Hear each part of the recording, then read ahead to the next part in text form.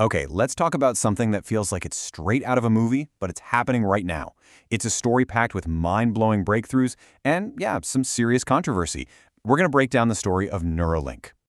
Now, that quote, that's not from some sci-fi script. Nope, those are the actual words from the very first person to get a Neuralink implant. Learning to use the Force. I mean, how wild is that? It sounds like magic, but somehow it's real. So that's what we're going to unpack today. We're going to look at how this power became a reality. We'll start with the person at the center of it all, then dig into the tech inside his head, tackle the controversies, and finally, get into the huge questions this raises for all of us. Right, so to really get what this all means, you have to start with the person. Let's meet the guy who's pioneering this new world. So this is Nolan Arbog. He's 29, and a diving accident back in 2016 left him paralyzed from the shoulders down. But then, in January of 2024, everything changed. He got the implant. And now? Well, he can play online chess, control a computer, browse the web, all of it, just by thinking. You can imagine, for him, this is an absolutely life-changing level of independence. Okay, but seriously, how? How is any of this even possible? It sounds like something out of a movie.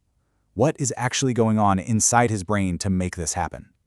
All right, let's lift the hood. It's time to get into the nitty-gritty of the tech that turns a simple thought into a click on a screen.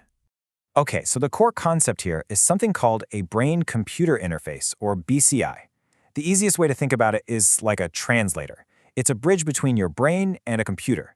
When you just think about moving your hand, your brain fires off these tiny electrical signals. The BCI listens to those signals and translates them into a command that a computer gets, like move the cursor left. And here's what makes Neuralink's approach so different. It's the sheer number of listening posts. We're talking 1,024 ultra-thin electrodes. I mean, each one is thinner than a human hair. This massive number of sensors lets it pick up so much more information from the brain, and that's really its key advantage. So how does it all come together? It's basically a three-step process. First, the electrodes catch the brain signals for what you want to do. Second, a little chip on the implant itself crunches all that data. And third, boom, it sends the command wirelessly to your computer or phone. The whole thing is designed to be seamless, from the moment you think it to the moment it happens on screen. But, getting this device into a human brain wasn't just a walk in the park. Not even close. The road to get here was super rocky, filled with some really tough ethical questions and a whole lot of red tape. Yeah, this was not a straight shot at all. You had major controversy over animal testing. Then, the FDA actually rejected their first application to start human trials. They really had to fight for it. It wasn't until May of 2023 that they finally got the green light for what's called the PRIME study, which is the trial Nolan is a part of. And that animal testing issue, it's probably the biggest shadow over the whole project.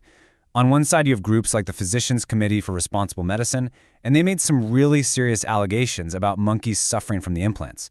On the other side, Neuralink has pushed back hard, denying any cruelty and saying the animals they worked with were already near the end of their lives. It's a really stark example of the tough moral lines you have to walk with this kind of groundbreaking science. And you can see why the FDA was hesitant at first. They had some pretty serious what-if questions. Like, what if the battery leaks? Inside someone's head? What if those super thin wires don't stay put and start migrating through the brain? And a really big one, if things go south, can you even take this thing out safely? These were huge concerns that Neuralink had to prove they'd solve. So, we all know Nolan Arbog's story now. He's become the face of Neuralink. But he isn't the only one. And this is where the story starts to get a little weird. With Nolan, things have been surprisingly open, right? He's out there live streaming himself playing video games. He's talking about his experience on social media. The company even came out and publicly admitted when some of the threads in his implant pulled back a bit, which caused some issues. It was all out in the open. And that's why what happened next is so strange. Because, like I said, Nolan isn't the only subject. So we know there's a second patient, but they are a complete mystery. And Neuralink says they want 10 people implanted by the end of 2024. So why the sudden silence? After being so open with Nolan, why go completely dark? Is it just about protecting patient privacy, or are they worried about sharing something that might not look as good? It definitely makes you wonder. All of this, the tech, the controversy, the secrecy, it's all pointing towards something much, much bigger. We're not just talking about helping people move a cursor anymore. We're starting to talk about what the future of humanity itself might look like. And look, Neuralink isn't the only player in this game. You've got companies like Synchron and BlackRock Neurotech who've been at this for a while, but their approaches are different. Neuralink's whole strategy is basically a high-risk, high-reward bet. It's a much more invasive surgery for sure, but the payoff is that massive electrode count and a totally wireless system. And this is where we have to talk about the vision versus the reality. When you hear Elon Musk talk, it's all about curing blindness, telepathy, merging our brains with AI. I mean, huge, world-changing stuff. The reality right now, it's helping people with paralysis control a computer, which is, don't get me wrong, absolutely incredible. But it's also a long, long way from human-AI symbiosis. And as we get closer to that future, the questions get less about how and more about should we? Like this one. If a company has a device in your head reading your thoughts, who actually owns that data? Is it yours or is it theirs? And think about this. What happens when we go from fixing problems to just upgrading ourselves?